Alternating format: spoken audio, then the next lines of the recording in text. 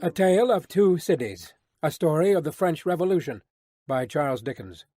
Read by Bob Neufeld. Book the First, Recalled to Life. Chapter 1. The Period. It was the best of times, it was the worst of times. It was the age of wisdom, it was the age of foolishness. It was the epoch of belief, it was the epoch of incredulity. It was the season of light, it was the season of darkness. It was the spring of hope, it was the winter of despair. We had everything before us. We had nothing before us. We were all going direct to heaven. We were all going direct the other way. In short, the period was so far like the present period that some of its noisiest authorities insisted on its being received, for good or for evil, in the superlative degree of comparison only. There were a king with a large jaw and a queen with a plain face on the throne of England. There were a king with a large jaw and a queen with a fair face on the throne of France. In both countries it was clearer than crystal to the lords of the state preserves of loaves and fishes that things in general were settled forever. It was the year of our Lord 1775. Spiritual revelations were conceded to England at that favoured period, as at this. Mrs. Southcott had recently attained her 25th blessed birthday, of whom a prophetic private in the Life Guards had heralded the sublime appearance by announcing that arrangements were made for the swallowing up of London and Westminster. Even the Cock Lane ghost had been laid only a round dozen of years after rapping out its messages, as the spirits of this very year last past, supernaturally deficient in originality, rapped out theirs.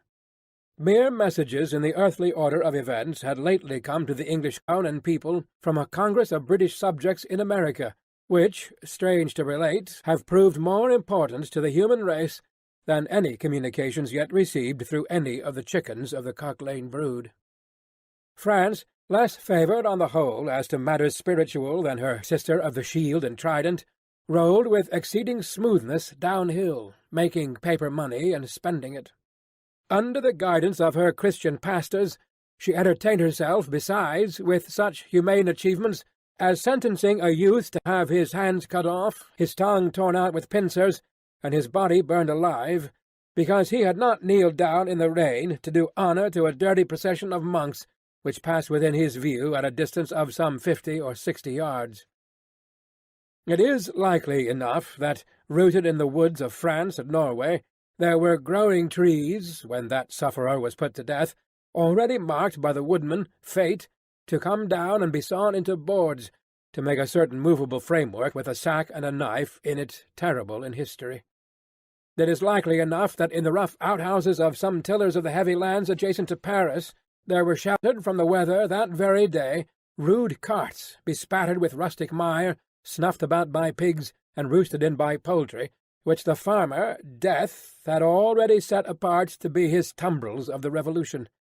But that woodman and that farmer, though they work unceasingly, work silently, and no one heard them as they went about with muffled tread. The rather, for as much as to entertain any suspicion that they were awake, was to be atheistical and traitorous. In England there was scarcely an amount of order and protection to justify much national boasting.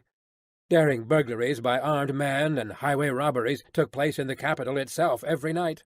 Families were publicly cautioned not to go out of town without removing their furniture to upholsterers' warehouses for security.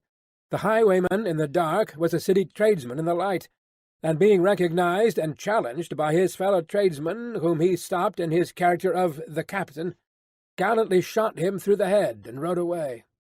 The mail was waylaid by 7 robbers, and the guard shot 3 dead, and then got shot dead himself by the other 4, in consequence of the failure of his ammunition, after which the mail was robbed in peace. That magnificent potentate, the Lord Mayor of London, was made to stand and deliver on Turnham Green by one highwayman, who despoiled the illustrious creature in sight of all his retinue.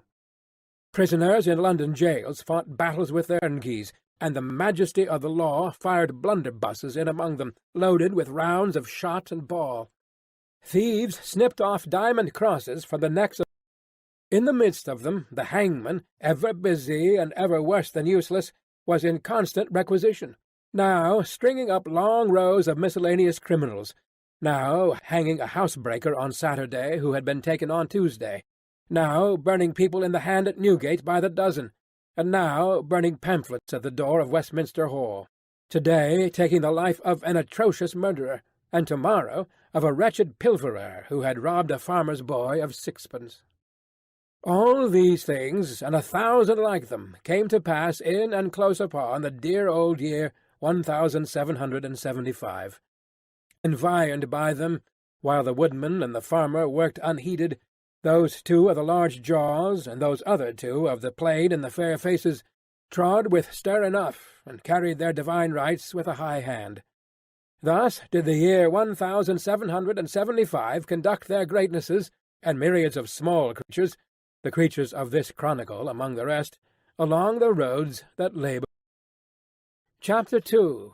The Mail.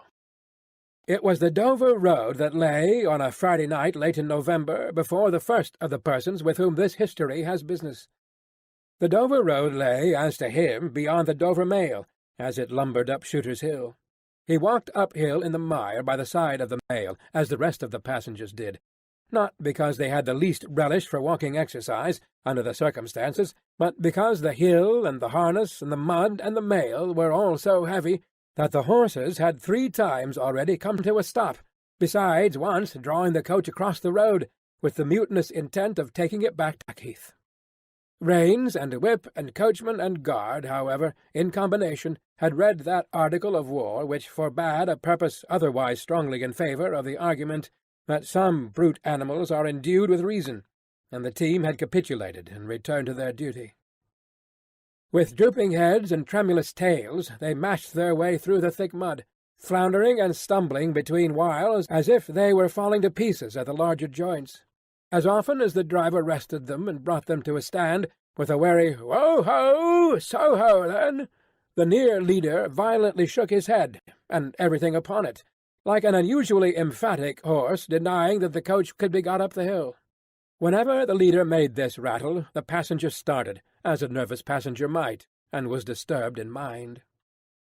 There was a steaming mist in all the hollows, and it had roamed in its forlornness up the hill, like an evil spirit, seeking rest and finding none. A clammy and intensely cold mist, it made its slow way through the air in ripples that visibly followed and overspread one another, as the waves of an unwholesome sea might do. It was dense enough to shut out everything from the light of the coach lamps but these its own workings, and a few yards of road, and the reek of the labouring horses steamed into it, as if they had made it all. 2 other passengers besides the one were plodding up the hill by the side of the mail. All 3 were wrapped to the cheek-bones and over the ears, and wore jack-boots. Not one of the 3 could have said, from anything he saw, what either of the other 2 was like, and each was hidden under almost as many wrappers from the eyes of the mind as from the eyes of the body of his 2 companions. In these days travellers were very shy of being confidential on a short notice, for anybody on the road might be a robber, or in league with robbers. As to the latter, when every posting-house and ale-house could produce somebody in the captain's pay, ranging from the landlord to the lowest stable nondescript, it was the likeliest thing upon the cards.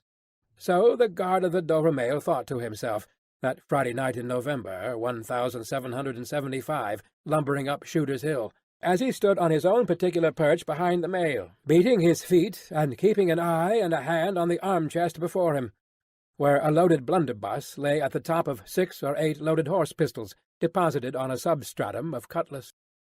The Dover Mail was in its usual genial position that the guard suspected the passengers suspected one another and the guard, they all suspected everybody else, and the coachman was sure of nothing but the horses, as to which cattle he could with a clear conscience have taken his oath on the 2 Testaments that they were not fit for the journey. "Whoa-ho!" said the coachman. "So, then, one more pull and you're at the top, and be damned to you, for I have had trouble enough to get you to it." "Joe! Hello!" the guard replied. "What o'clock do you make it, Joe?" 10 minutes good past 11. "My blood!" ejaculated the vexed coachman. "And not atop of Shooters yet! Hi! Get on with you!" The emphatic horse, cut short by the whip in a most decided negative, made a decided scramble for it, and the 3 other horses followed suit. Once more the Dover mail struggled on, with the jack-boots of its passengers squashing along by its side. They had stopped when the coach had stopped, and they kept close company with it. If any one of the 3 had had the hardihood to propose to another to walk on a little ahead into the mist and darkness, he would have put himself in a fair way of getting shot instantly as a highwayman. The last burst carried the mail to the summit of the hill. The horses stopped to breathe again, and the guard got down to skid the wheel for the descent, and open the coach door to let the passengers in.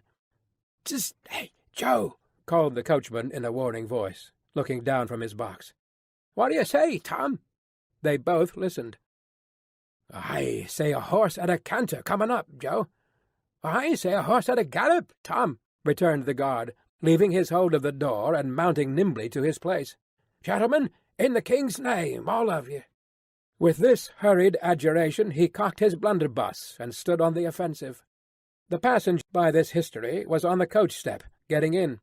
The 2 other passengers were close behind him and about to follow. He remained on the step, half in the coach and half out of it. They remained in the road below him. They all looked from the coachman to the guard, and from the guard to the coachman, and listened. The coachman looked back, and the guard looked back, and even the emphatic leader pricked up his ears and looked back, without contradicting. The stillness consequent on the cessation of the rumbling and labouring of the coach, added to the stillness of the night, made it very quiet indeed. The panting of the horses communicated a tremulous motion to the coach, as if it were in a state of agitation. The hearts of the passengers beat loud enough, perhaps, to be heard, but at any rate the quiet pause was audibly expressive of people out of breath and holding the breath, and having the pulses quickened by expectation. The sound of a horse at a gallop came fast and furiously up the hill. "So-ho!" the guard sang out, as loud as he could roar. "You there! Stand! I shall fire!" The pace suddenly checked, and, with much splashing and floundering, a man's voice called from the mist. "Is that the Dover mail?" "Never you mind what it is," the guard retorted. "What are you?" "Is that the Dover mail?" "Why do you want to know?" "I want a passenger, if it is." "What passenger?" "Mr. Jarvis Lorry." Our booked passenger showed in a moment that it was his name. The guard, the coachman, and the 2 other passengers eyed him distrustfully. "Keep where you are," the guard called to the voice in the mist, "because, if I should make a mistake, it could never be set right in your lifetime. A gentleman of the name of Lorry, answer straight." "What is the matter?" asks the passenger, then, with mildly quavering speech. "Who wants me? Is it Jerry?" "I don't like Jerry's voice, if it is Jerry," growled the guard to himself. "He's hoarser than suits me, is Jerry." "Yes, Mr. Lorry." "What is the matter?" "A dispatch sent after you from over yonder, Tea and Company." "I know this messenger, guard," said Mr. Lorry, getting down into the road, assisted from behind more swiftly than politely by the other 2 passengers, who immediately scrambled into the coach, shut the door, and pulled up the window. "He may come close. There's nothing wrong." "I hope there ain't, but I can't make so nation sure of that," said the guard, in a gruff soliloquy. "Hallo, you!" "Well, and hallo, you!" said Jerry, more hoarsely than before. "Come on at a foot-pace, do you mind me? And if you've got holsters to that saddle of yourn, don't let me see your hand go nigh 'em, for I'm a devil at a quick mistake, and when I make one, it takes the form of lead. So, now, let's look at you." The figures of a horse and rider came slowly through the eddying mist, and came to the side of the mail, where the passenger stood. The rider stooped, and casting up his eyes at the guard, handed the passenger a small folded paper. The rider's horse was blown, and both horse and rider were covered with mud, from the hoofs of the horse to the hat of the man.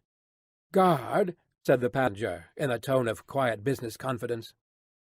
The watchful guard, with his right hand at the stock of his raised blunderbuss, his left at the barrel, and his eye on the horseman, answered curtly, "Sir, there is nothing to apprehend. I belong to Tellson's Bank. You must know Tellson's Bank in London. I am going to Paris on business. A crown to drink. I may read this?" "If so be as you're quick, sir." He opened it in the light of the coach-lamp on that side, and read, first to himself, and then aloud, "Wait at Dover for Mamselle. It's not long, you see, guard. Jerry, say that my answer was recalled to life." Jerry started in his saddle. "That's a blazing strange answer, too," said he at his hoarsest. "Take that message back, and they will know that I received this as well as if I wrote. Make the best of your way. Good night."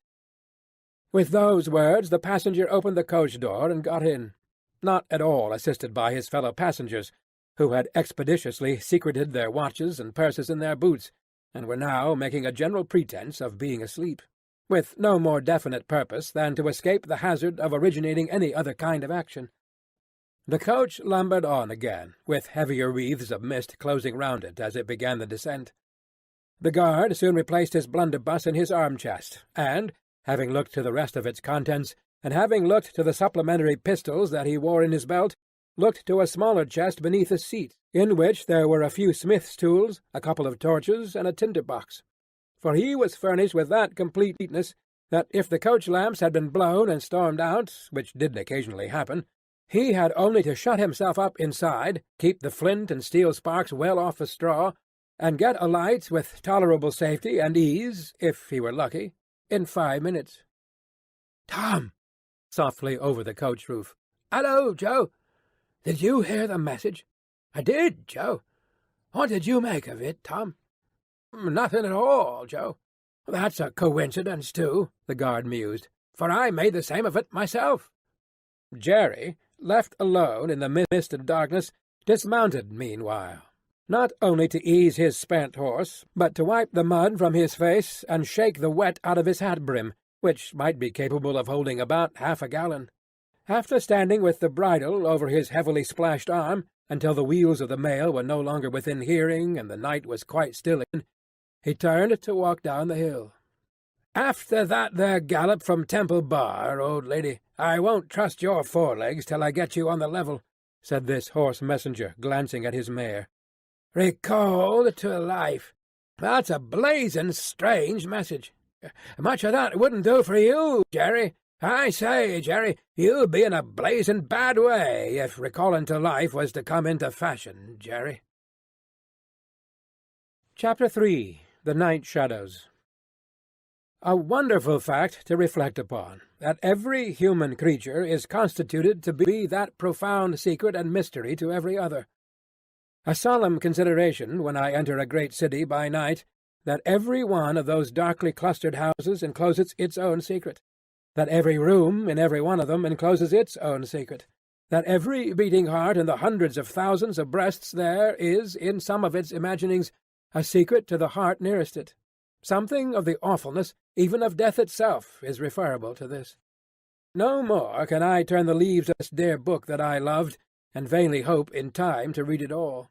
No more can I look into the depths of this unfathomable water, wherein, as momentary lights glanced into it, I have had glimpses of buried treasure and other things submerged.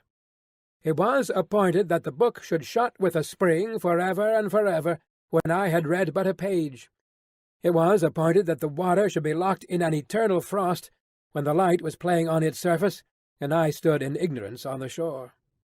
My friend is dead. My neighbour is dead. My love, the darling of my soul, is dead. It is the inexorable consolidation and perpetuation of the secret that was always in that individuality, and which I shall carry in mine to my life's end. In any of the burial-places of this city through which I pass, is there a sleeper more inscrutable than its busy inhabitants are in their innermost personality to me, or than I am to them? As to this, his natural and not to be alienated inheritance, the messenger on horseback had exactly the same possessions as the king, the first minister of state, or the richest merchant in London. So with the 3 passengers shut up in the narrow compass of one lumbering old mail-coach. They were mysteries to one another, as complete as if each had been in his own coach and 6, or his own coach and 60, with the breadth of a county between him and the next. The messenger rode back at an easy trot, stopping pretty often at alehouses by the way to drink, but evincing a tendency to keep his own counsel, and to keep his hat cocked over his eyes. He had eyes that assorted very well with that decoration, being of a surface black, with no depth in the colour or form, and much too near together, as if they were afraid of being found out in something singly if they kept too far apart. They had a sinister expression, under an old cocked hat like a three-cornered spittoon, and over a great muffler for the chin and throat, which descended nearly to the wearer's knees. When he stopped for drink, he moved this muffler with his left hand, only while he poured his liquor in with his right. As soon as that was done, he muffled again. "No, Jerry, no," said the messenger, harping on one theme as he rode. "It wouldn't do for you, Jerry. Jerry, you honest tradesman, it wouldn't suit your line of business. Recalled? Bust me if I don't think he'd been a-drinking." His message perplexed his mind to that degree that he was fain, several times, to take off his hat to scratch his head. Except on the crown, which was raggedly bald, he had stiff black hair, standing jaggedly all over it, and growing downhill almost to his broad, blunt nose. It was so like Smith's work, so much more like the top of a strongly spiked wall than a head of hair, that the best of players at leap-frog might have declined him, as the most dangerous man in the world to go over. While he trotted back with the message he was to deliver to the night watchman in his box at the door of Tellson's Bank by Temple Bar, who was to deliver it to greater authorities within, the shadows of the night took such shapes to him as arose out of the message, and took such shapes to the mare as arose out of her private topics of uneasiness. They seemed to be numerous, for she shied at every shadow on the road. What time the mail coach lumbered, jolted, rattled, and bumped upon its tedious way with its three fellow inscrutables inside, to whom, likewise, the shadows of the night revealed themselves in the forms their dozing eyes and wandering thoughts suggested. Tellson's Bank had a run upon it in the mail, as the bank passenger, with an arm drawn through the leathern strap, which did what lay in it to keep him from pounding against the next passenger, and driving him into his corner, whenever the coach got a special jolt, nodded in his place, with half-shut eyes, the little coach windows and the coach lamp dimly gleaming through them, and the bulky bundle of opposite passenger became the bank, and did a great stroke of business. The rattle of the harness was the chink of money, and more drafts were honoured in 5 minutes than even Tellson's, with all its foreign and home connection, ever paid in thrice the time. Then the strong-rooms underground at Tellson's, with such of their valuable stores and secrets as were known to the passenger, and it was not a little that he knew about them, opened before him, and he went in among them with the great keys and the feebly burning candle, and found them safe and strong and sound, and still just as he had last seen them.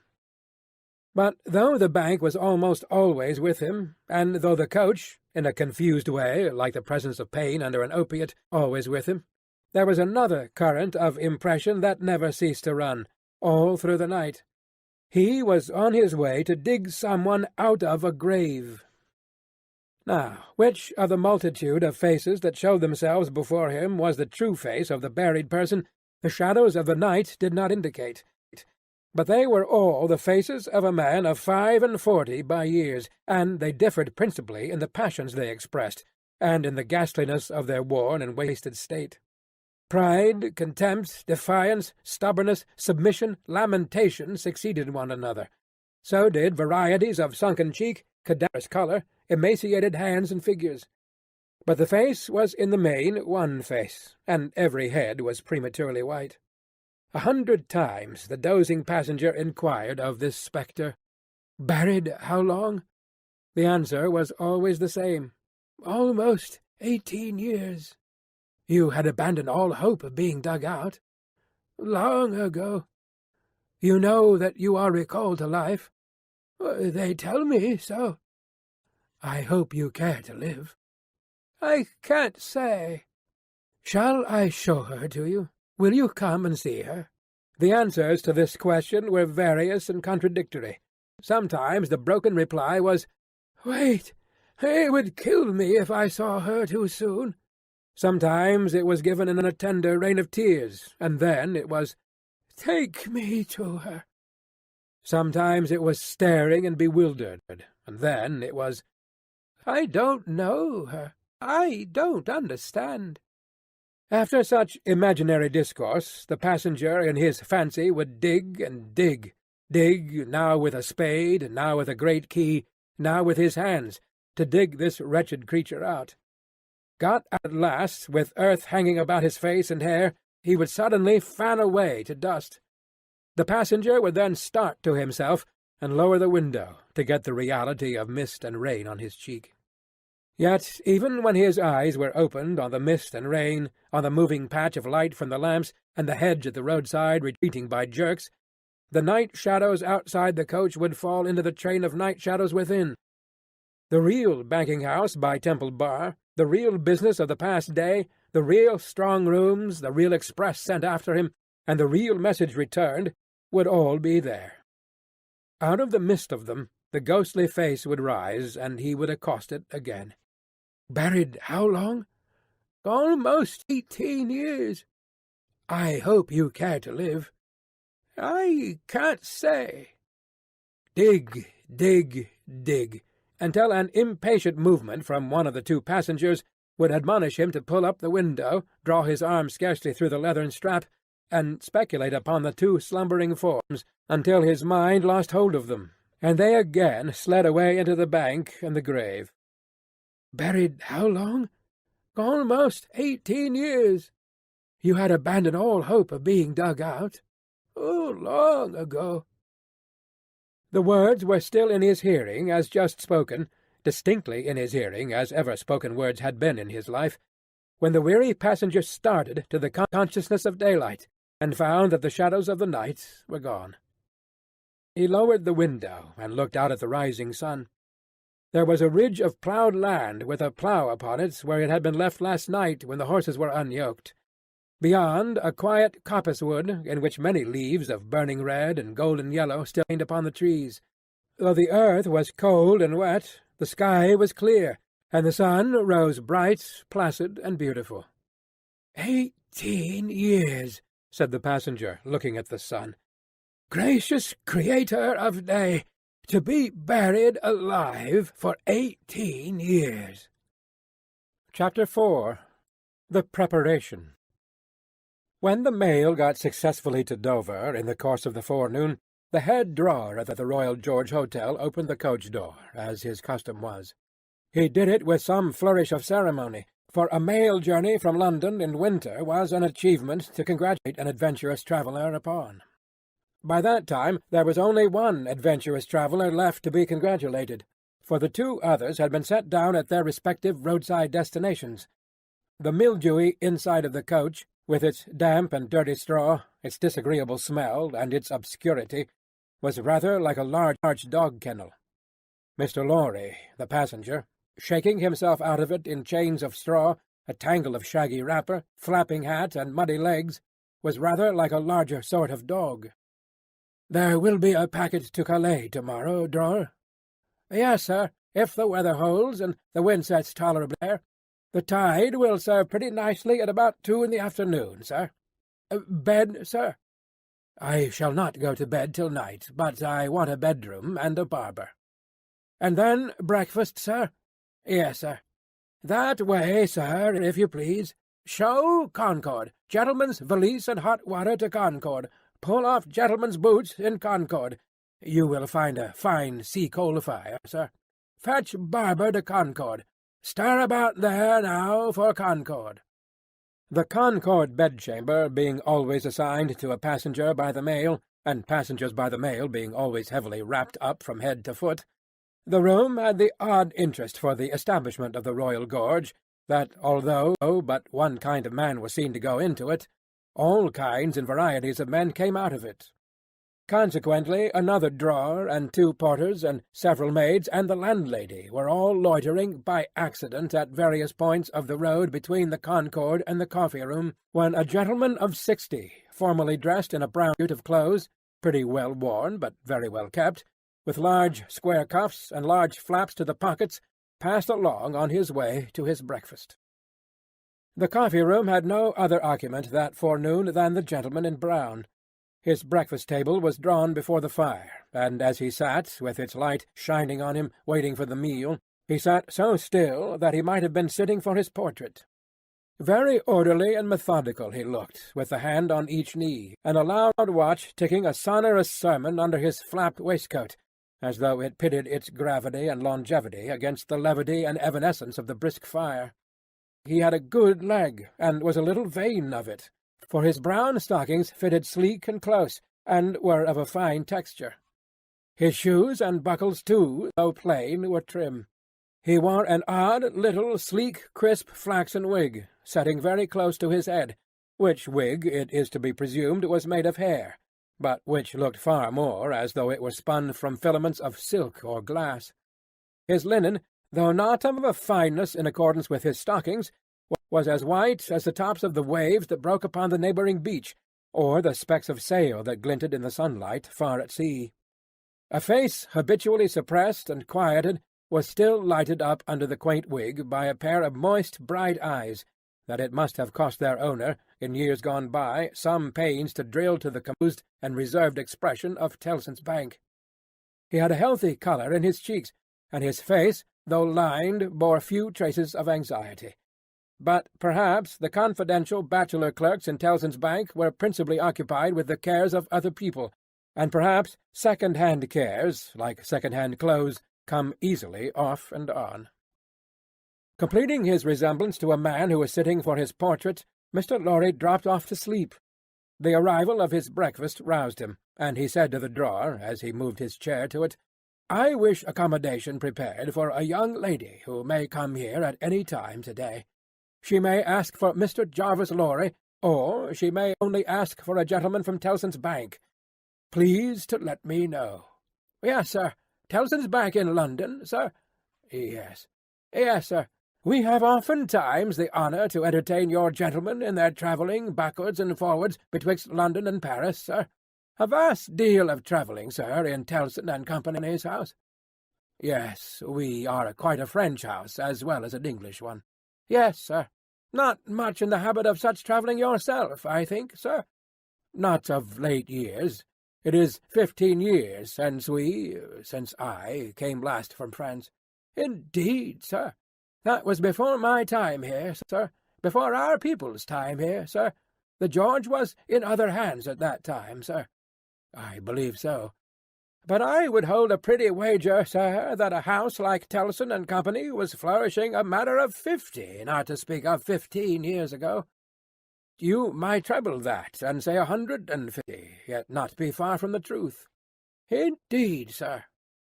Rounding his mouth and both his eyes as he stepped backward from the table, the waiter shifted his napkin from his right arm to his left, dropped into a comfortable attitude, and stood surveying the guest while he ate and drank, as from an observatory or watch-tower, according to the immemorial usage of waiters in all ages.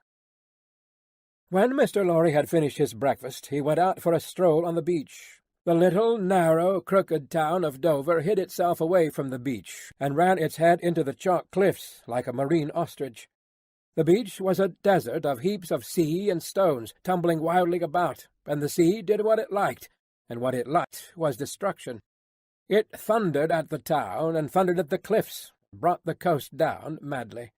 The air among the houses was of so strong a piscatory flavour that one might have supposed sick fish went up to be dipped in it, as sick people went down to be dipped in the sea. A little fishing was done in the port, and a quantity of strolling along by night and looking seaward, particularly at those times when the tide made and was near flood. Small tradesmen who did no business whatever sometimes unaccountably realized large fortunes, and it was remarkable that nobody in the neighbourhood could endure a lamplighter. As the day declined into the afternoon, and the air, which had been at intervals clear enough to allow the French coast to be seen, became again charged with mist and vapour, Mr. Lorry's thoughts seemed to cloud too. When it was dark, and he sat before the coffee-room fire, awaiting his dinner as he had awaited his breakfast, his mind was busily digging in the live red coals. A bottle of good claret after dinner does a digger in the red coals no harm, otherwise than as it has a tendency to throw him out of work. Mr. Lorry had been idle a long time, and had just poured out his last glassful of wine with as complete an appearance of satisfaction as is ever to be found in an elderly gentleman of a fresh complexion who has got to the end of a bottle, when a rattling of wheels came up the narrow street and rumbled into the inn-yard. He set down his glass untouched. "This is Mamselle," said he. In a very few minutes the waiter came in to announce that Miss Manette had arrived from London, and would be happy to see the gentleman from Tellson's. "So soon?"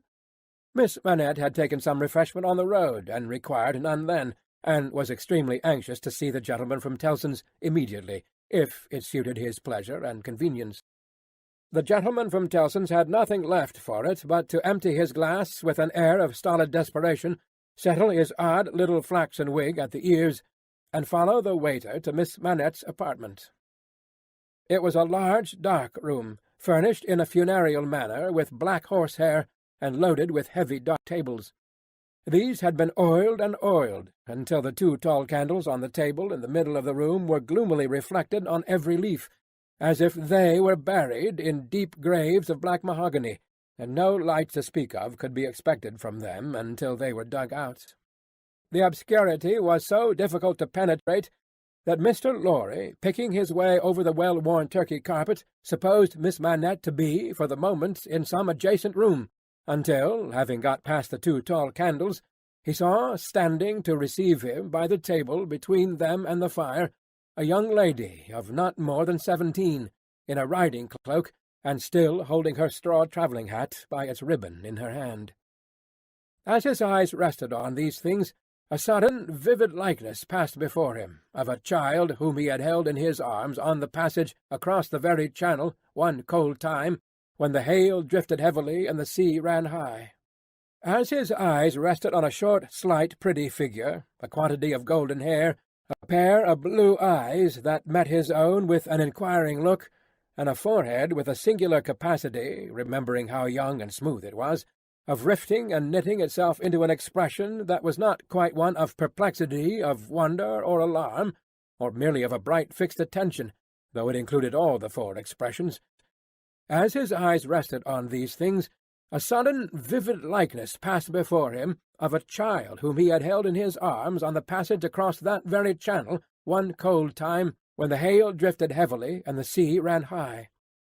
The likeness passed away, like a breath along the surface of the gaunt pier-glass behind, on the frame of which a hospital procession of negro cupids, several headless and all cripples, were offering black baskets of Dead Sea fruit to black divinities of the feminine gender, and he made his formal bow to Miss Manette. "Pray take a seat, sir," in a very clear and pleasant young voice, a little foreign in its accent, but a very little indeed. "I kiss your hand, miss," said Mr. Lorry, with the manners of an earlier date, as he made his formal bow again and took his seat. "I received a letter from the bank, sir, yesterday, informing me that some intelligence or discovery— The word is not material, miss. Either word will do. Respecting the small property of my poor father, whom I never saw, so long dead." Mr. Lorry moved in his chair, and cast a troubled look towards the hospital procession of negro cupids, as if they had any help for anybody in their absurd baskets. "Rendered it necessary that I should go to Paris, there to communicate with a gentleman of the bank, so good as to be dispatched to Paris for the purpose." "Myself." "As I was prepared to hear, sir." She curtsied to him. Young ladies made curtsies in those days, with a pretty desire to convey to him that she felt how much older and wiser he was than she. He made her another bow. "I replied to the bank, sir, that as it was considered necessary, by those who know and who are so kind as to advise me, that I should go to France, and that, as I am an orphan and have no friend who could go with me, I should esteem it highly if I might be permitted to place myself, during the journey, under that worthy gentleman's protection. The gentleman had left London, but I think a messenger was sent after him to beg the favour of his waiting for me here." "I was happy," said Mr. Lorry, "to be entrusted with the charge. I shall be more happy to execute it." "Sir, I thank you, indeed, I thank you very gratefully. It was told me by the bank that the gentleman would explain to me the details of the business, and that I must prepare myself to find them of a surprising nature. I have done my best to prepare myself, and I naturally have a strong and eager interest to know what they are." "Oh, naturally," said Mr. Lorry.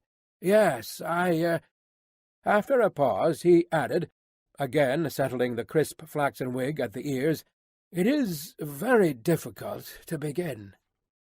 He did not begin, but in his indecision met her glance.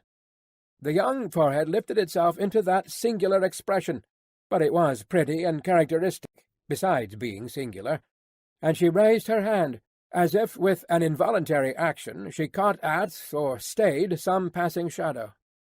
"Are you quite a stranger to me, sir?" "Am I not?" Mr. Lorry opened his hands, and extended them outwards with an argumentative smile. Between the eyebrows and just over the little feminine nose, the line of which was as delicate and fine as it was possible to be, the expression deepened itself as she took her seat thoughtfully in the chair by which she had hitherto remained standing. He watched her as she mused, and the moment she raised her eyes again, went on. "In your adopted country, I presume, I cannot do better than address you as a young English lady, Miss Manette." "If you please, sir." "Miss Manette, I am a man of business. I have a business charge to acquit myself of. In your reception of it, don't heed me any more than as if I were a speaking machine. Truly, I am not much else. I will, with your leave, relate to you, miss, the story of one of our customers." "Story?" He seemed wilfully to mistake the word she had repeated, when he added, in a hurry, "Yes, customers. In the banking business we usually call our connection our customers. He was a French gentleman, a scientific gentleman, a man of great acquirements, a doctor." "Not of Beauvais?" "Oh, why, yes, of Beauvais. Like Monsieur Manette, your father, the gentleman was of Beauvais. Like Monsieur Manette, your father, the gentleman was of repute in Paris. I had the honour of knowing him there. Our relations were business relations, but confidential. I was at that time in our French house, and had been, 20 years."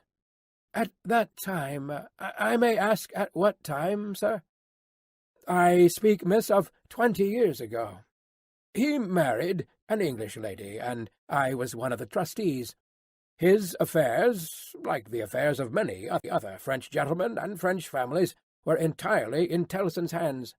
In a similar way I am, or I have been, trustee of one kind or other for scores of our customers. These are mere business relations, miss. There is no friendship in them, no particular interest, nothing like sentiment. I have passed from one to the other in the course of my business life, just as I pass from one of our customers to another in the course of my business day. In short, I have no feelings. I am a mere machine.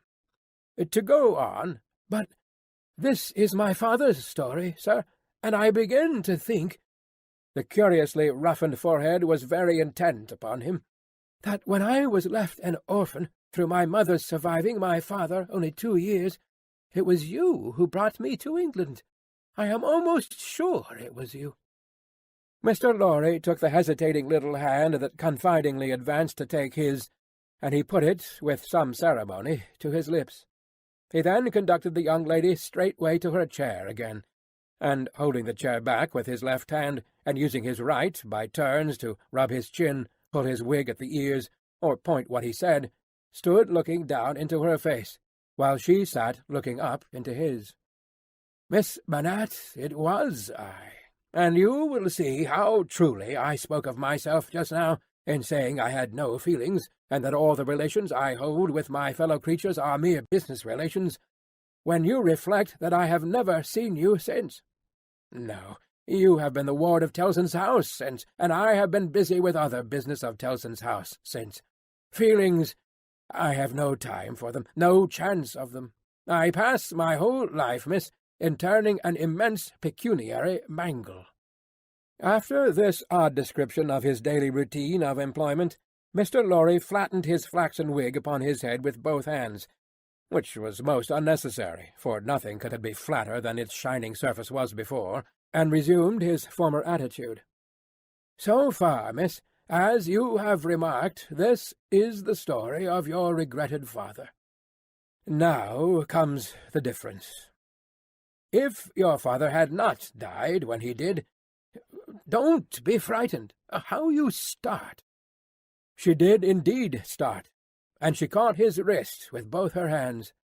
"Pray," said Mr. Lorry, in a soothing tone, bringing his left hand from the back of the chair to lay it on the supplicatory fingers that clasped him in so violent a tremble, "pray control your agitation. A matter of business. As I was saying—" Her look so discomposed him that he stopped, wondered, and began anew. "As I was saying, if Monsieur Manette had not died, if he had suddenly and silently disappeared, if he had been spirited away, if it had not been difficult to guess to what dreadful place, though no art could trace him, if he had an enemy in some compatriot who could exercise a privilege that I in my own time have known the boldest people afraid to speak of in a whisper across the water there, for instance, the privilege of filling up blank forms for the consignment of anyone to the oblivion of a prison for any length of time, if his wife had implored the king, the queen, the court, the clergy, for any tidings of him, and all quite in vain, then the history of your father would have been the history of this unfortunate gentleman, the doctor of Beauvais. I entreat you to tell me more, sir. I will. I am going to. You can bear it. I can bear anything but the uncertainty you leave me in at this moment. You speak collectedly, and you are collected. That's good." Though his manner was less satisfied than his words. "A matter of business. Regard it as a matter of business that must be done. Now, if this doctor's wife, though a lady of great courage and spirit, had suffered so intensely from this cause before her little child was born— The little child was a daughter, sir." A daughter. A matter of business. Don't be distressed. Miss, if the poor lady had suffered so intensely before her little child was born that she came to the determination of sparing the poor child the inheritance of any part of the agony she had known the pains of, by rearing her in the belief that her father was dead— No, don't kneel. In heaven's name, why should you kneel to me? For the truth. Oh, dear, good, compassionate sir, for the truth. A matter of business. You confuse me, and how can I transact business if I am confused? Let us be clear-headed. If you could kindly mention now, for instance, what 9 times 9pence are, or how many shillings in 20 guineas, it would be so encouraging. I should be so much more at my ease about your state of mind." Without directly answering to this appeal, she sat so still when he had very gently raised her, and the hands that had not ceased to clasp his wrist were so much more steady than they had been, that she communicated some reassurance to Mr. Jarvis Lorry. "That's right. That's right. Courage. Business. You have business before you. Useful business. Miss Manette, your mother took this course with you, and when she died, I believe broken-hearted, having never slackened her unavailing search for your father, she left you, at 2 years old, to grow to be blooming, beautiful, and happy, without the dark cloud upon you of living in uncertainty whether your father soon wore his heart out in prison, or wasted there through many lingering years." As he said the words, he looked down with an admiring pity on the flowing golden hair, as if he pictured to himself that it might have been already tinged with grey. "You know that your parents had no great possession, and that what they had was secured to your mother and to you. There has been no discovery of money or of any other property. But—" He felt his wrist held closer, and he stopped. The expression in the forehead, which had so particularly attracted his notice, and which was now immovable, had deepened into one of pain and horror. "But he has been found. He is alive. Greatly changed, it is too probable. Almost a wreck, it is possible, though we will hope the best. Still alive. Your father has been taken to the house of an old servant in Paris, and we are going there. I to identify him, if I can. You to restore him to life, love, duty, rest, comfort." A shiver ran through her frame, and from it through his. She said, in a low, distinct, awe-stricken voice, as if she were saying it in a dream, "I am going to see his ghost. It will be his ghost, not him." Mr. Lorry quietly chafed the hands that held his arm. "There, there, there. See now. The best and the worst are known to you now. You are well on your way to the poor wronged gentleman, and with a fair sea voyage and a fair land journey you will be soon at his dear side." She repeated in the same tone, sunk to a whisper, "I have been free, I have been happy, yet his ghost has never haunted me." "Only one thing more," said Mr. Lorry, laying stress upon it as a wholesome means of enforcing her attention. "He has been found under another name, his own, long forgotten or long concealed. It would be worse than useless now to inquire which, worse than useless to seek to know whether he has been for years overlooked or always designedly held prisoner. It would be worse than useless now to make any inquiries, because it would be dangerous. Better not to mention the subject anywhere or in any way, and to remove him, for a while at all events, out of France. Even I, safe as an Englishman, and even Tellson's, important as they are to French credit, avoid all naming of the matter. I carry about me not a scrap of writing openly referring to it. This is a secret service altogether. My credentials, entries, and memoranda are all comprehended in the one line, 'recalled to life,' which may mean anything. But what is the matter? She doesn't notice a word. Miss Manette! Miss Manette!" Perfectly still and silent, and not even fallen back in her chair, she sat under his hand, utterly insensible, with her eyes open and fixed upon him, and with that last expression looking as if it were carved or branded into her forehead. So close was her hold upon his arm that he feared to detach himself lest he should hurt her. Therefore he called out loudly for assistance without moving. A wild-looking woman, whom even in his agitation Mr. Lorry observed to be all of a red colour, and to have red hair, and to be dressed in some extraordinary tight-fitting fashion, and to have on her head a most wonderful bonnet, like a grenadier wooden measure, and good measure too, or a great Stilton cheese, came running into the room in advance of the inn-servants, and soon settled the question of his detachment from the poor young lady, by laying a brawny hand upon his chest, and sending him flying back against the nearest wall.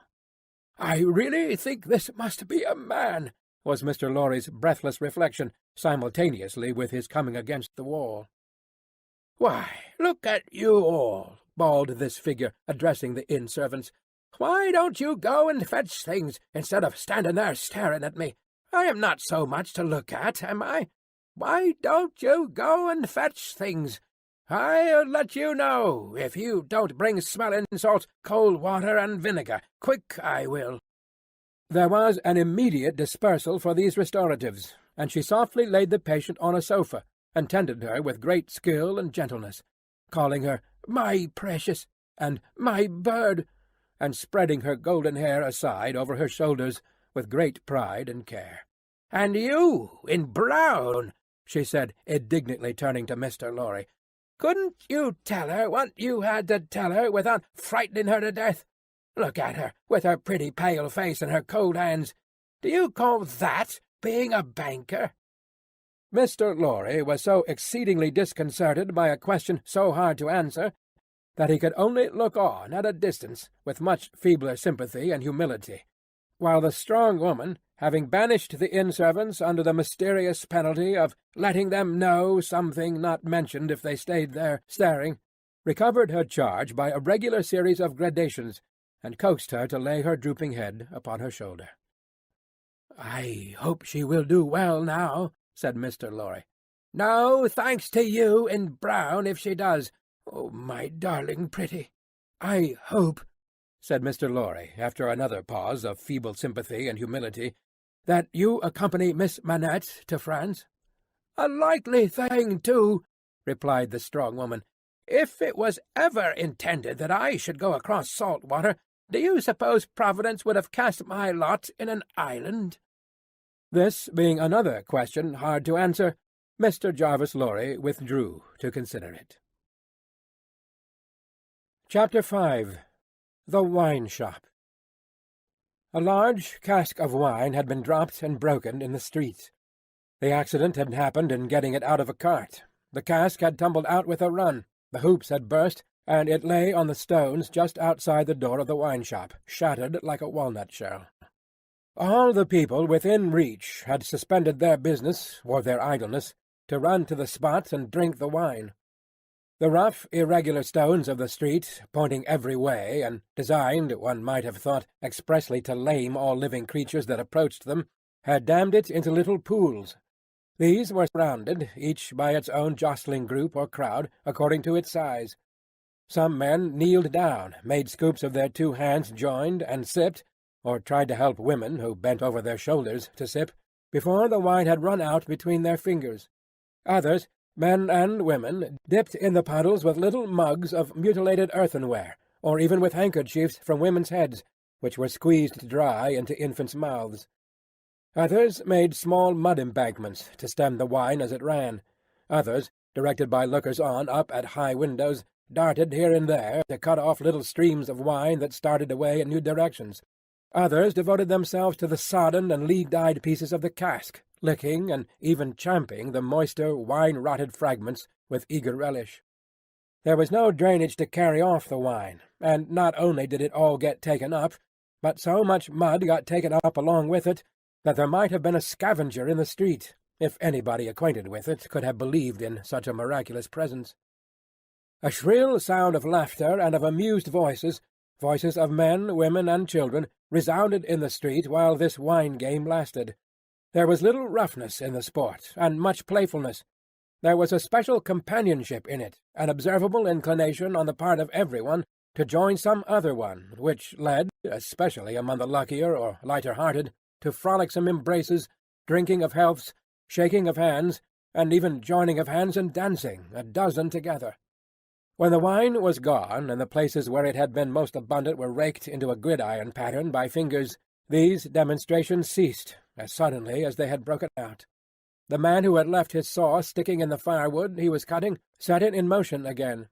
The women who had left on a doorstep the little pot of hot ashes at which she had been trying to soften the pain in her own starved fingers and toes, or in those of her child, returned to it. Men with bare arms, matted locks, and cadavered faces, who had emerged into the winter light from cellars, moved away to descend again, and a gloom gathered on the scene that appeared more natural to it than sunshine.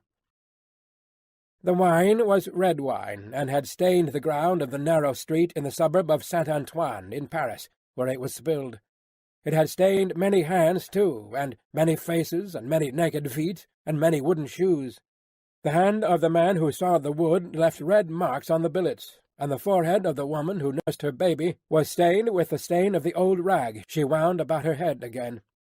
Those who had been greedy with the staves of the cask had acquired a tigerish smear about the mouth, and one tall joker so besmirched, his head more out of a long squalid bag of a nightcap than in it, scrawled upon a wall with his finger dipped in muddy wine-lees, "Blood." The time was to come when that wine too would be spilled on the street-stones, and when the stain of it would be red upon many there. And now that the cloud settled on Saint-Antoine, which a momentary gleam had driven from his sacred countenance, The dust of it was heavy. Cold, dirt, sickness, ignorance, and want were the lords in waiting on the saintly presence, nobles of great power all of them, but most especially the last. Samples of a people that had undergone a terrible grinding and regrinding in the mill, and certainly not in the fabulous mill which ground old people young, shivered at every corner, passed in and out of every doorway, looked from every window, fluttered in every vestige of a garment that the wind shook. The mill which had worked them down was the mill that grinds young people old. The children had ancient faces and grave voices, and upon them, and upon the grown faces, and ploughed into every furrow of age and coming up afresh, was the sigh, hunger. It was prevalent everywhere. Hunger was pushed out of the tall houses in the wretched clothing that hung upon poles and lines. Hunger was patched into them with straw and rag and wood and paper. Hunger was repeated in every fragment of the small modicum of firewood that the men sawed off. Hunger stared down from the smokeless chimneys, and started up from the filthy street that had no offal among its refuse of anything to eat.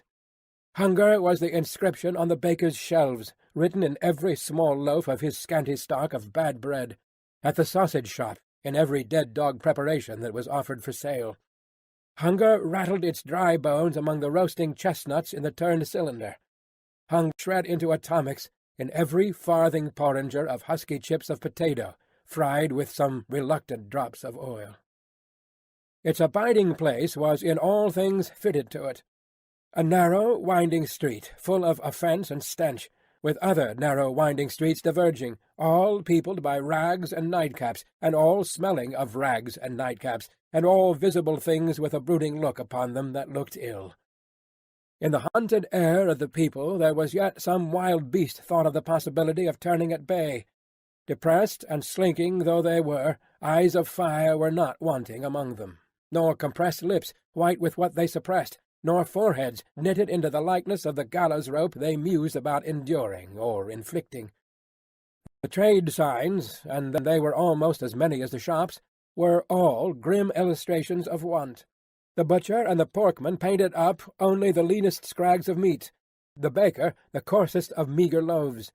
The people rudely pictured as drinking in the wine-shops croaked over their scanty measures of thin wine and beer, or gloweringly confidential together. Nothing was represented in a flourishing condition, save tools and weapons. But the cutler's knives and axes were sharp and bright, the smith's hammers were heavy, and the gunmaker's stock was murderous. The crippling stones of the pavements, with their many little reservoirs of mud and water, had no footways, but broke off abruptly at the doors.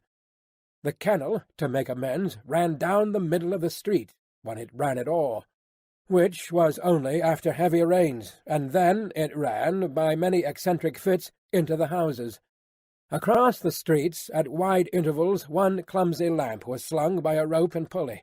At night, when the lamplighter had let these down and lighted and hoisted them again, a feeble grove of dim wicks swung in a sickly manner overhead, as if they were at sea. Indeed, they were at sea, and the ship and crew were in peril of tempest.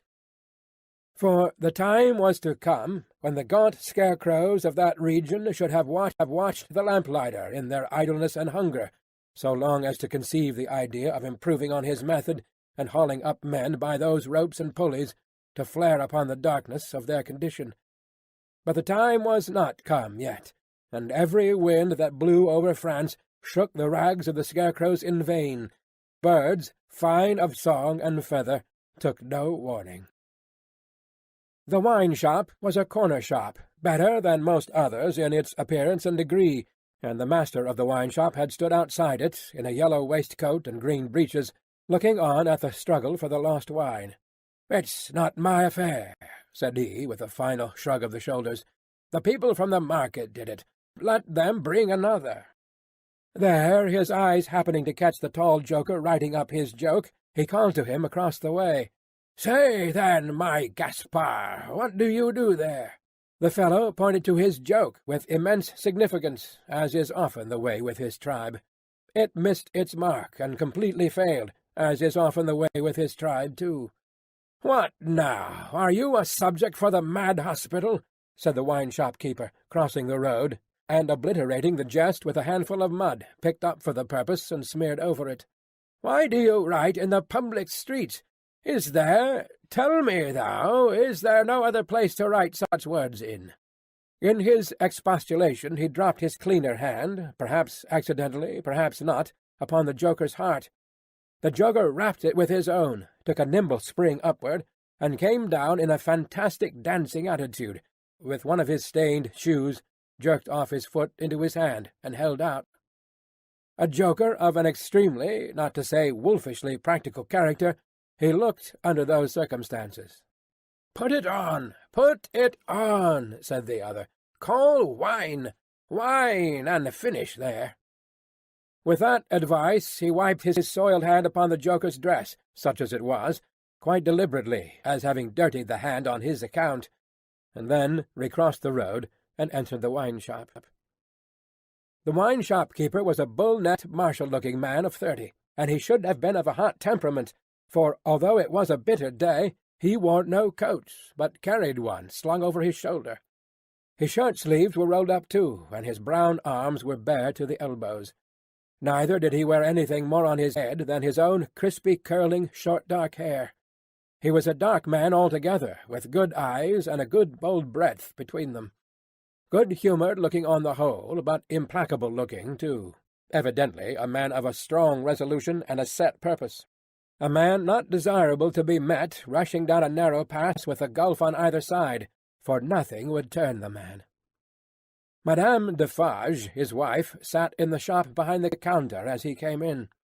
Madame Defarge was a stout woman of about his own age, with a watchful eye that seldom seemed to look at anything. A large hand heavily ringed, a steady face, strong features, and great composure of manner. There was a character about Madame Defarge from which one might have predicated that she did not often make mistakes against herself in any of the reckonings over which she presided. Madame Defarge, being sensitive to cold, was wrapped in fur, and had a quantity of bright shawl twined about her head, though not to the concealment of her large earrings. Knitting was before her, but she laid it down to pick her teeth with a toothpick. Thus engaged, with her right elbow supported by her left hand, Madame Defarge said nothing when her lord came in, but coughed just one grain of cough. This, in combination with the lifting of her darkly defined eyebrows over her toothpick by the breadth of a line, suggested to her husband that he would do well to look round the shop among the customers, for any new customer who had dropped in while he stepped over the way. The wine-shop keeper accordingly rolled his eyes about, until they rested upon an elderly gentleman and a young lady who were seated in a corner. Other company were there, 2 playing cards, 2 playing dominoes, 3 standing by the counter, lengthening out a short supply of wine. As he passed behind the counter, he took notice that the elderly gentleman said in a look to the young lady, "This is our man." "What the devil do you do in that gallery there?" said Monsieur Defarge to himself. "I don't know you." But he feigned not to notice the 2 strangers, and fell into discourse with the triumvirate of customers who were drinking at the counter. "How goes it, Jacques?" said one of these 3 to Monsieur Defarge. "Is all the spilt wine swallowed?" "Every drop, Jacques," answered Monsieur Defarge. When this interchange of Christian name was effected, Madame Defarge, picking her teeth with her toothpick, coughed another grain of cough, and raised her eyebrows by the breadth of another line. "It is not often," said the second of the 3, addressing Monsieur Defarge, "that many of these miserable beasts know the taste of wine, or of anything but black bread and death. Is it not so, Jacques?" "It is so, Jacques," Monsieur Defarge returned. At this second interchange of the Christian name, Madame Defarge, still using her toothpick with profound composure, coughed another grain of cough, and raised her eyebrows by the breadth of another line. The last of the 3 now said his say, as he put down his empty drinking vessel, and smacked his lips.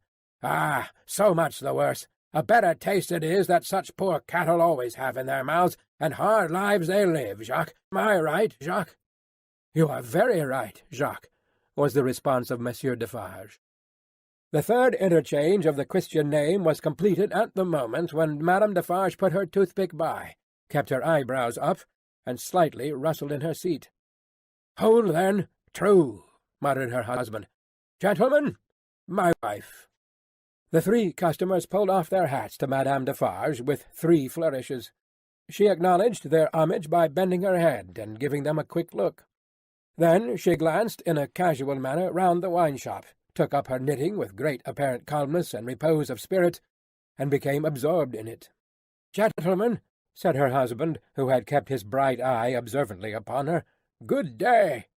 The chamber, furnished bachelor fashion, that you wished to see, and were inquiring for when I stepped out, is on the 5th floor. The doorway of the staircase gives on the little courtyard close to the left here," pointing with his hand, "near to the window of my establishment. But now that I remember, one of you has already been there, and can show the way. Gentlemen, adieu." They paid for their wine and left the place. The eyes of Monsieur Defarge were studying his wife at her knitting when the elderly gentleman advanced from his corner, and begged the favour of a word. "Willingly, sir," said Monsieur Defarge, and quietly stepped with him to the door. Their conference was very short, but very decided. Almost at the first word, Monsieur Defarge started and became deeply attentive. It had not lasted a minute when he nodded and went out. The gentleman then beckoned to the young lady, and they too went out. Madame Defarge knitted with nimble fingers and steady eyebrows, and saw nothing. Mr. Jarvis Lorry and Miss Manette, emerging from the wine-shop thus, joined Monsieur Defarge in the doorway to which he had directed his own company just before. It opened from a stinking little black courtyard, and was the general public entrance to a great pile of houses, inhabited by a great number of people. In the gloomy tile-paved entry to the gloomy tile-paved staircase, Monsieur Defarge bent down on one knee to the child of his old master, and put her hand to his lips. It was a gentle action, but not at all gently done. A very remarkable transformation had come over him in a few seconds. He had no good humour in his face, nor any openness of aspect left, but had become a secret, angry, dangerous man. "It is very high. It is a little difficult. Better to begin slowly." Thus Monsieur Defarge, in a stern voice to Mr. Lorry, as they began ascending the stairs. "Is he alone?" the latter whispered. "Alone? God help him! Who should be with him?" said the other, in the same low voice. "Is he always alone, then?" "Yes. Of his own desire, of his own necessity, as he was when I first saw him after they found me and demanded to know if I would take him, and at my peril be discreet. As he was then, so is he now." "He is greatly changed?" "Changed." The keeper of the wine-shop stopped to strike the wall with his hand, and mutter a tremendous curse. No direct answer could have been half so forceful. Mr. Lorry's spirits grew heavier and heavier as he and his 2 companions ascended higher and higher. Such a staircase, with its accessories in the older and more crowded parts of Paris, would be bad enough now, but at that time it was vile indeed to unaccustomed and unhardened senses. Every little habitation within the great foul nest of one high building, that is to say, the room or rooms within every door that opened on the general staircase, left its own heap of refuse on its own landing, besides flinging other refuse from its own windows. The uncontrollable and hopeless mass of decomposition so engendered would have polluted the air even if poverty and deprivation had not loaded it with their intangible impurities. The 2 bad sources combined made it almost insupportable. Through such an atmosphere, by a steep dark shaft of dirt and poison, the way lay. Yielding to his own disturbance of mind and to his young companion's agitation, which became greater every instant, Mr. Jarvis Lorry twice stopped to rest. Each of these stoppages was made at a doleful grating, by which any languishing good airs that were left uncorrupted seemed to escape, and all spoilt and sickly vapours seemed to crawl in. Through the rusted bars, tastes rather than glimpses were caught of the jumbled neighbourhood, and nothing within range, nearer or lower than the summits of the 2 great towers of Notre Dame, had any promise on it of healthy life or wholesome aspirations. At last the top of the staircase was gained, and they stopped for the 3rd time. There was yet an upper staircase, of a steeper inclination and of contracted dimensions, to be ascended, before the garret story was reached. The keeper of the wine-shop, always going a little advance, and always going on the side which Mr. Lorry took, as though he dreaded to be asked any question by the young lady, turned himself about here, and carefully feeling in the pockets of the coat he carried over his shoulder, took out a key. "The door isn't locked, then, my friend?" said Mr. Lorry, surprised. "Aye, yes," was the grim reply of Monsieur Defarge. "You think it necessary to keep the unfortunate gentleman so retired?" "I think it necessary to turn the key." Monsieur Defarge whispered it closer in his ear, and frowned heavily. "Why?" "Why? Because he has lived so long locked up that he would be frightened, rave, tear himself to pieces, die, come to I know not what harm if his door was left open." "Is it possible?" exclaimed Mr. Lorry. "Is it possible?" repeated Defarge bitterly. "Yes, and a beautiful world we live in when it is possible, and when many other such things are possible, and not only possible, but done. Done, see you, under that sky there, every day. Long live the devil! Let us go on." This dialogue had been held in so very low a whisper that not a word of it had reached the young lady's ears. But by this time she trembled under such strong emotion, and her face expressed such deep anxiety, and, above all, such dread and terror, that Mr. Lorry felt it incumbent on him to speak a word or two of reassurance. "Courage, dear miss, courage. Business. The worst will be over in a moment.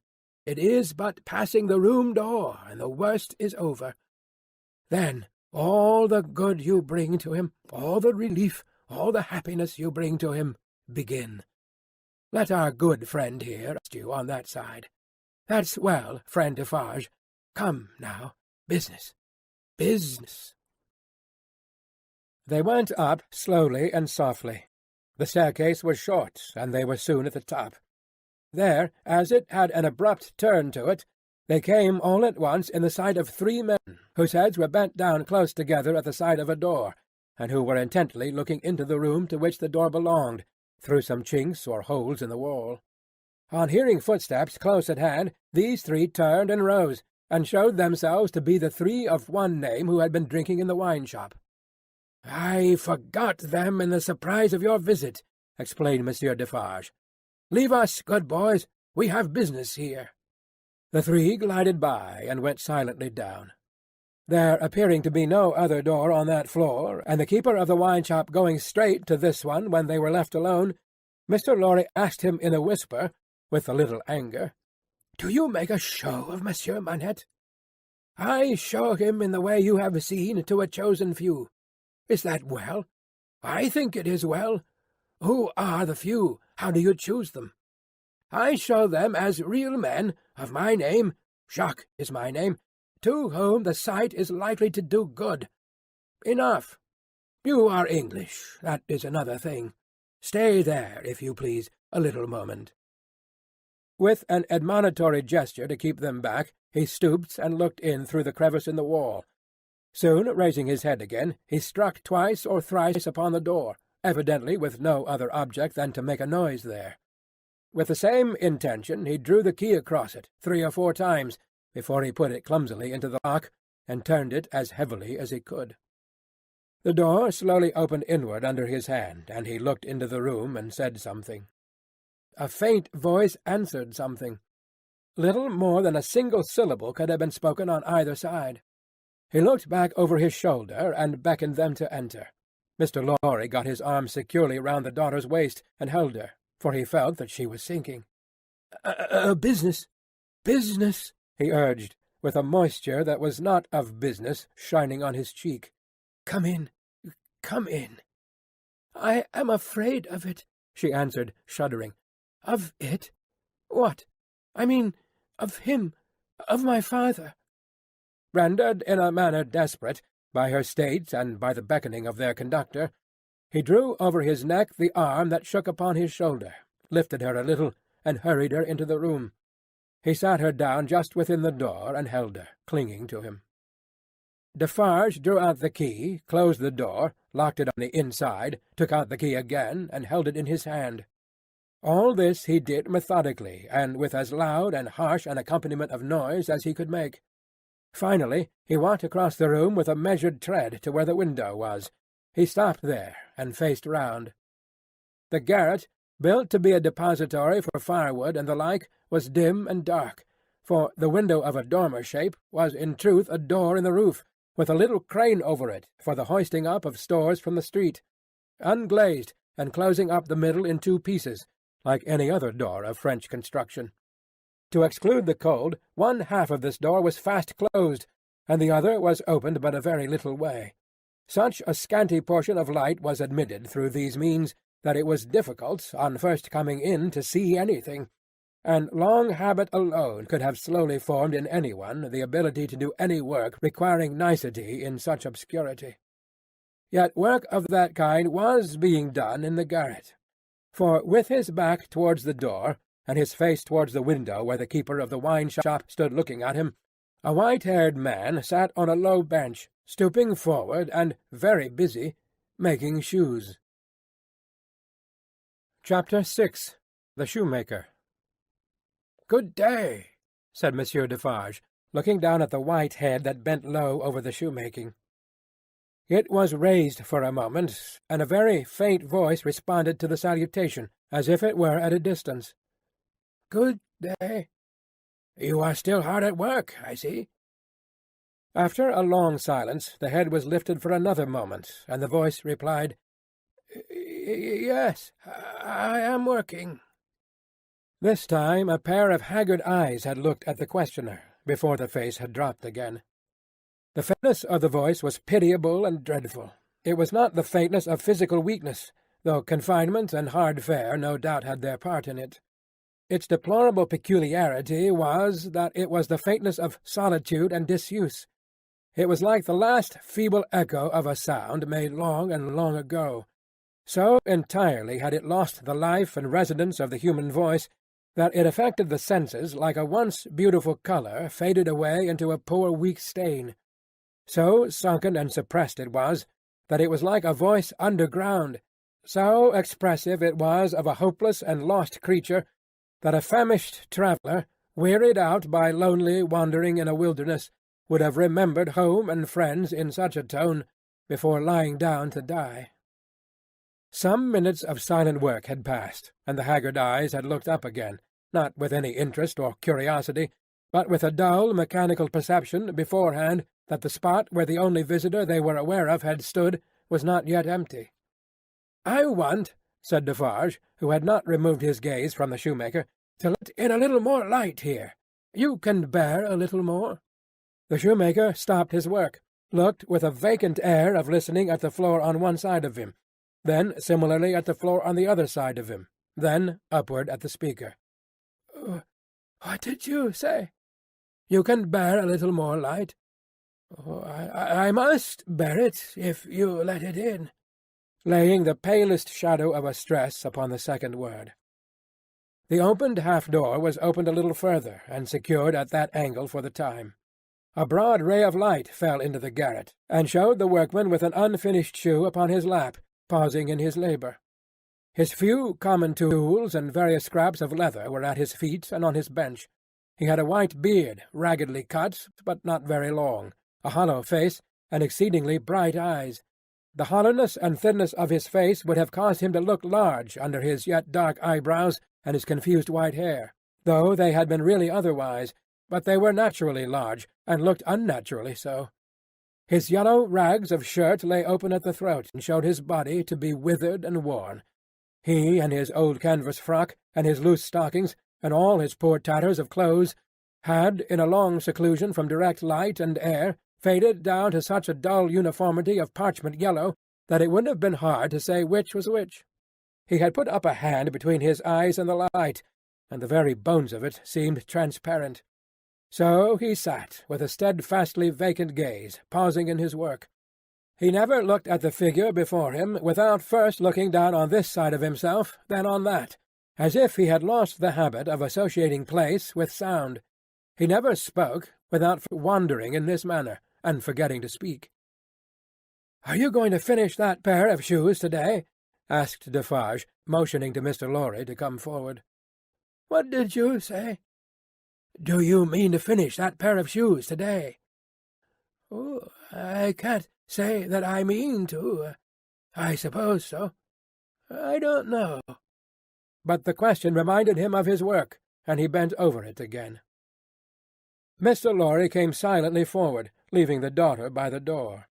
When he had stood for a minute or two by the side of Defarge, the shoemaker looked up. He showed no surprise at seeing another figure, but the unsteady fingers of one of his hands strayed to his lips as he looked at it. His lips and his nails were of the same pale lead colour. And then the hand dropped to his work, and he once more bent over the shoe. The look and the action had occupied but an instant. "You have a visitor, you see," said Monsieur Defarge. "What did you say?" "Here is a visitor." The shoemaker looked up as before, but without removing a hand from his work. "Come," said Defarge, "here is Monsieur, who knows a well-made shoe when he sees one. Show him that shoe you are working at. Take it, Monsieur." Mr. Lorry took it in his hand. "Tell Monsieur what kind of shoe it is, and the maker's name." There was a longer pause than usual before the shoemaker replied. "I forget what it was you asked me. What did you say?" "I said, couldn't you describe the kind of shoe for Monsieur's information?" "Oh, it is a lady's shoe. It is a young lady's walking shoe. It is in the present mode. I never saw the mode. I have had a pattern in my hand." He glanced at the shoe with some little passing touch of pride. "And the maker's name," said Defarge. Now that he had no work to hold, he laid the knuckles of the right hand in the hollow of the left, and then the knuckles of the left hand in the hollow of the right, and then passed a hand across his bearded chin, and so on in regular changes, without a moment's intermission. The task of recalling him from a vagrancy into which he always said he had spoken was like recalling some very weak person from a swoon, or endeavouring, in the hope of some disclosure, to stay the spirit of a fast-dying man. "Did you ask me for my name?" "Assuredly I did." 105, North Tower." "Is that all?" 105, North Tower." With a weary sound that was not a sigh nor a groan, he bent to work again, until the silence was again broken. "You are not a shoemaker by trade?" said Mr. Lorry, looking steadfastly at him. His haggard-eyed eyes turned to Defarge, as if he would have transferred the question to him, but as no help came from that quarter, they turned back on the questioner when they had sought the ground. "I am not a shoemaker by trade. No, I was not a shoemaker by trade. I learned it here. I taught myself. I asked leave to—" He lapsed away, even for minutes, ringing those measured changes on his hands the whole time. His eyes came slowly back, at last, to the face from which they had wandered.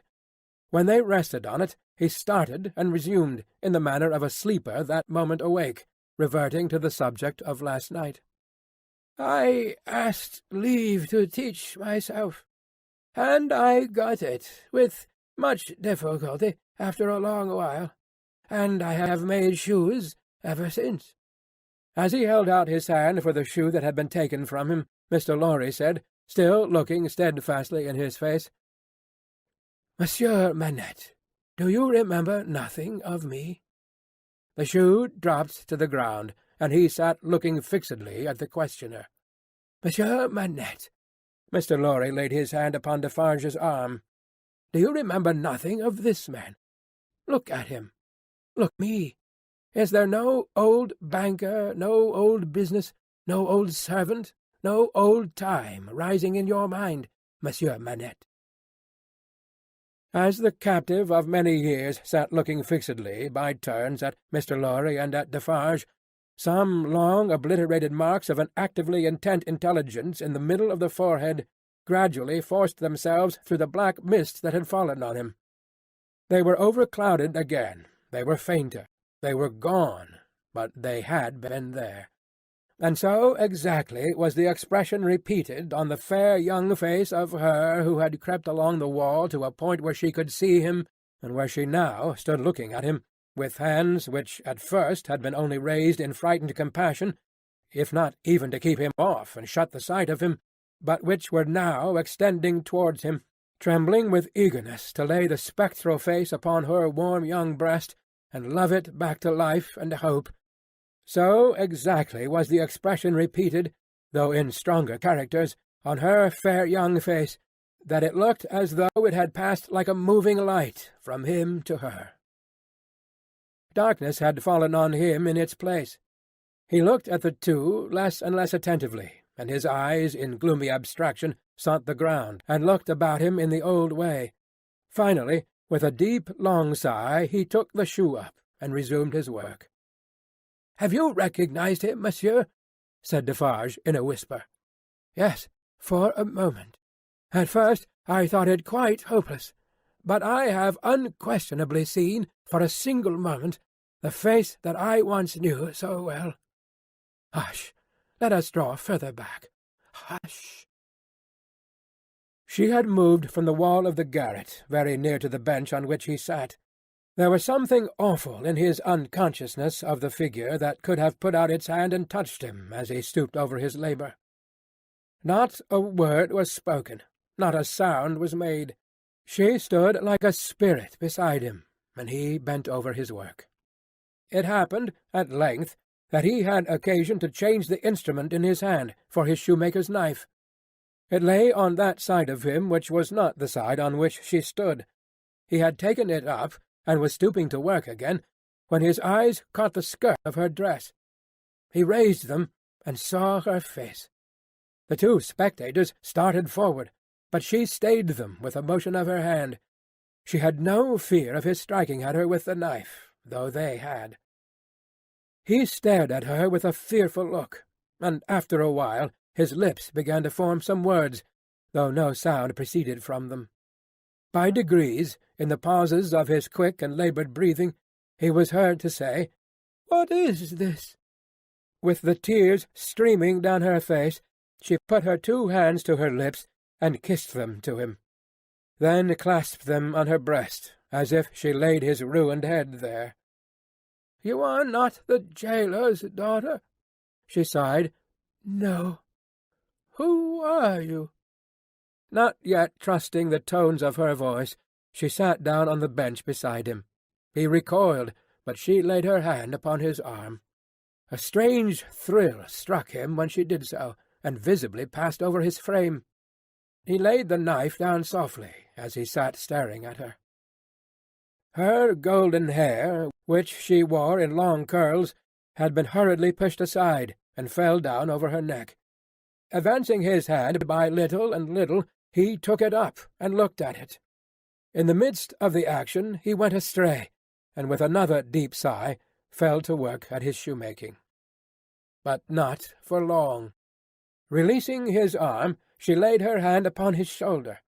After looking doubtfully at it 2 or 3 times, as if to be sure it was really there, he laid down his work, put his hand to his neck, and took off a blackened string with a scrap of folded rag attached to it.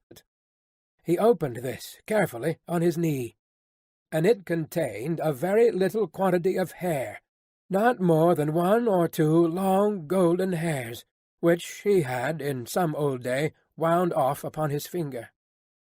He took her hair into his hand again, and looked closely at it. "It is the same. How can it be? When was it? How was it?"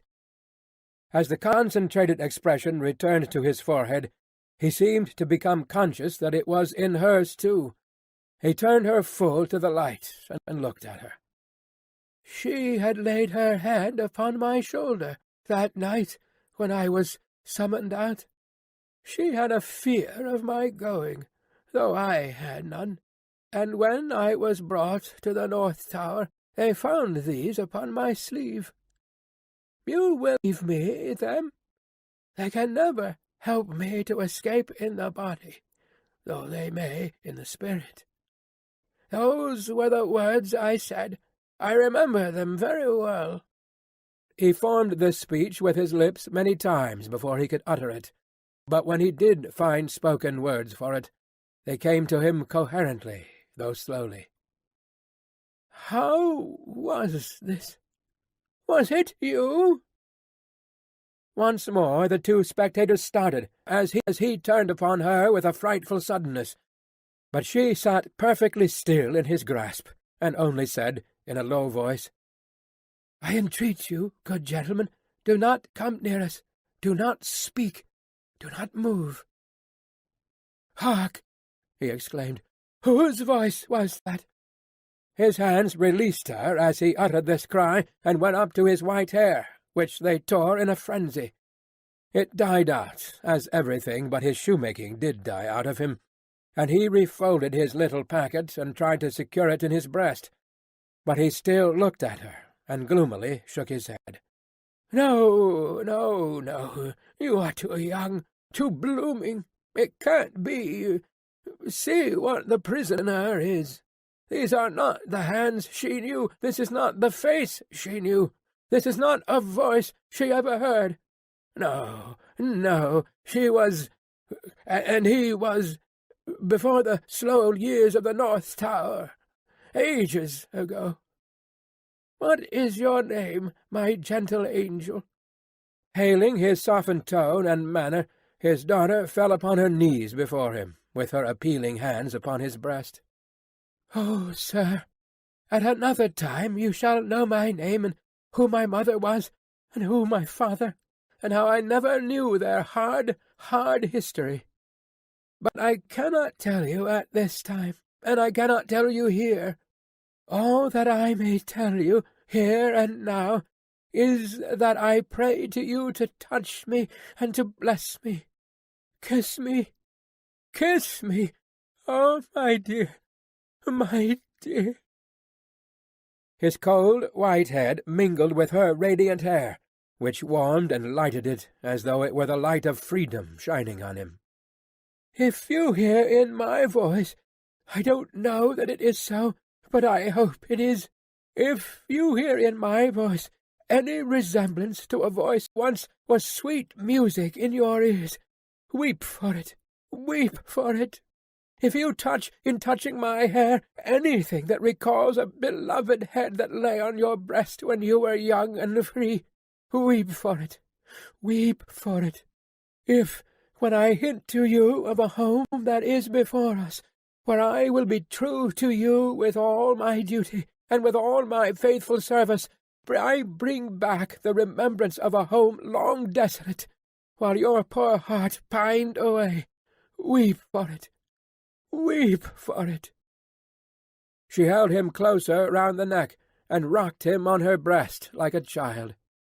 "If, when I tell you, dearest dear, that your agony is over, and that I have come here to take you from it, and that we go to England to be at peace and at rest, I cause you to think of your useful life laid waste, and of our native France so wicked to you, weep for it, weep for it. And if, when I shall tell you of my name, and of my father who is living, and of my mother who is dead, you learn that I have to kneel to my honoured father, and implore his pardon for having never, for his sake, striven all day, and lain awake and wept all night, because the love of my poor mother hid his torture from me. Weep for it, weep for it. Weep for her, then, and for me. Good gentlemen, thank God, I feel his sacred tears upon my face, and his sobs strike against my heart. Oh, see, thank God for us, thank God." He had sunk in her arms, and his face dropped on her breast, a sight so touching, yet so terrible in the tremendous wrong and suffering which had gone before it, that the two beholders covered their faces. When the quiet of the garret had been long undisturbed, and his heaving breast and shaken form had long yielded to the calm that must follow all storms, emblem to humanity of the rest and silence into which the storm called life must hush at last, they came forward to raise the father and daughter from the ground. He had gradually dropped to the floor, and lay there in a lethargy, worn out. She had nestled down with him, that his head might lie upon her arm, and her hair drooping over him curtained him from the light. "If, without disturbing him," she said, raising her hand to Mr. Lorry as he stooped over them after repeated blowings of his nose, "all could be arranged for our leaving Paris at once, so that from the very door he could be taken away—" "But consider, is he fit for the journey?" asked Mr. Lorry. "More fit for that, I think, than to remain in this city, so dreadful to him." "It is true," said Defarge, who was kneeling to look on and hear. "More than that, Monsieur Manette is, for all reasons, best out of France. Say, shall I hire a carriage and post-horses?" "That's business," said Mr. Lorry, resuming on the shortest notice his methodical manners, "and if business is to be done, I had better do it." "Then be so kind," urged Miss Manette, "as to leave us here. You see how composed he has become, and you cannot be afraid to leave him with me now. Why should you be? If you will lock the door to secure us from interruption, I do not doubt that you will find him, when you come back, as quiet as you leave him. In any case, I will take care of him until you return, and then we will remove him straight." Both Mr. Lorry and Defarge were rather disinclined to this course, and in favour of one of them remaining. But as there were not only carriage and horses to be seen to, but travelling papers, and as time pressed, for the day was drawing to an end, it came at last to their hastily dividing the business that was necessary to be done, and hurrying away to do it. Then, as the darkness closed in, the daughter laid her head down on the hard ground close to the father's side, and watched him. The darkness deepened and deepened, and they both lay quiet, until a light gleamed through the chinks in the wall. Mr. Lorry and Monsieur Defarge had made all ready for the journey, and had brought with them, besides travelling clocks and wrappers, bread and meat, wine and hot coffee. Monsieur Defarge put this provender, and the lamp he created, on the shoemaker's bench. There was nothing else in the garret but a pallet bed, and he and Mr. Lorry roused the captive, and assisted him to his feet. No human intelligence could have read the mysteries of his mind in the scared black wonder of his face. Whether he knew what had happened, whether he recollected what they had said to him, whether he knew that he was free, were questions which no sagacity could have solved. They tried speaking to him, but he was so confused and so very slow to answer that they took fright at his bewilderment, and agreed for the time to tamper with him no more. He had a wild, lost manner of occasionally clasping his head in his hands that had not been seen in him before.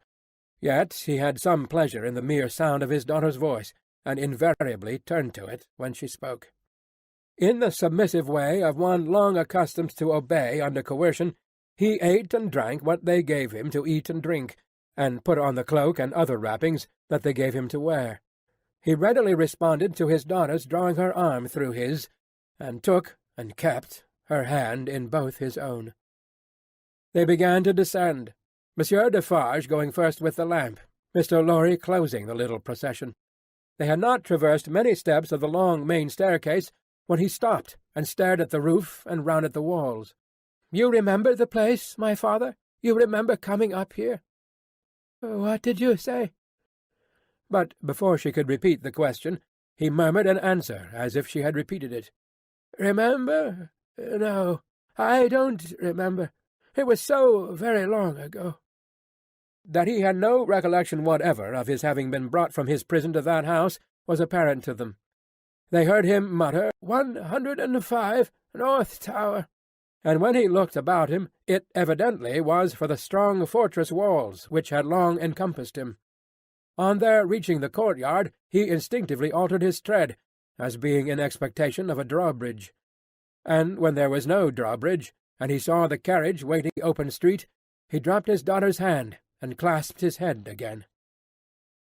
No crowd was about the door, no people were discernible at any of the many windows, not even a chance passer-by was in the street. An unnatural silence and desertion reigned there. Only one soul was to be seen, and that was Madame Defarge, who leaned against the door-post, knitting, and saw nothing. The prisoner had got into a coach, and his daughter had followed him, when Mr. Lorry's feet were arrested on the step by his asking miserably for his shoemaking tools and the unfinished shoes. Madame Defarge immediately called to her husband that she would get them, and went, knitting, out of the lamplight, through the courtyard. She quickly brought them down and handed them in, and immediately afterwards leaned against the door-post, knitting, and saw nothing. Defarge got upon the box, and gave the word, "To the barrier!" The postilion cracked the whip, and they clattered away under the feeble, over-swinging lamps. Under the over-swinging lamps, swinging ever brighter in the better streets, and ever dimmer in the worse, and by lighted shops, gay crowds, illuminated coffee-houses, and theatre doors, to one of the city gates. Soldiers with lanterns at the guard-house there. "Your papers, travellers." "See here, then, monsieur the officer," said Defarge, getting down, and taking him gravely apart. "These are the papers of monsieur inside, with the white head. They were consigned to me with him at the—" He dropped his voice. There was a flutter among the military lanterns, and one of them being handed into the coach by an arm in uniform, the eyes connected with the arm looked, not an every-day or an every-night look, at monsieur with the white head. "It is well.